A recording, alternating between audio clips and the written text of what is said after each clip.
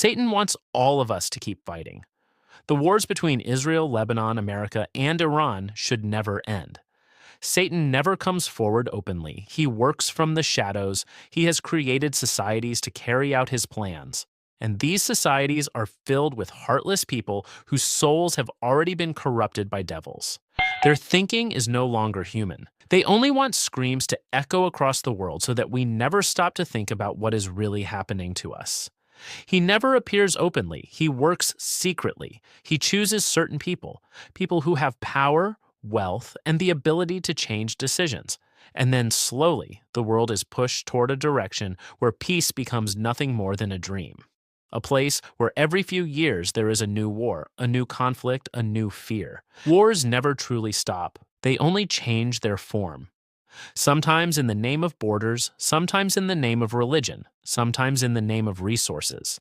But the outcome is always the same: destruction, hunger, and fear. Imagine a war that consumes all the world's energy. Fuel runs out, resources disappear, the climate changes, rainfall decreases, fields dry up, and food begins to vanish.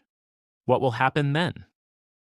Humans will become enemies of one another. Every city will turn into a battlefield. Civil wars, looting, bloodshed, law and humanity will slowly disappear. And when all of this happens, what will remain inside a human being? Nothing but fear, nothing but terror, only the desire to survive. At that point, people will no longer care about what is true and what is false.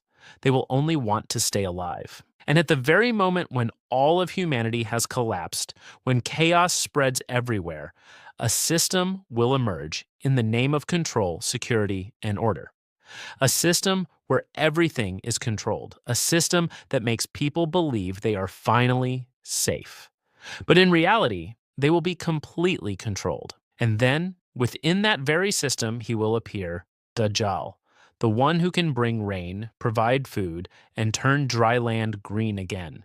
He will say, "Do not fear. I am here. I will give you everything." And by that time, humanity will be so broken, so terrified, that people will no longer be able to recognize the truth.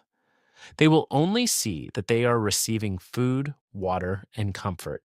And then they will bow before him, forgetting their Lord forever. Satan wants you to keep fighting, to keep breaking, to keep living in fear, so that when falsehood appears before you, it feels like the truth. Our scholars have said to recite the first 10 verses and the last 10 verses of Surah Al-Kahf, but merely reciting is not enough. For 1,400 years, we have only continued reading the Qur'an, but how much have we truly acted upon it?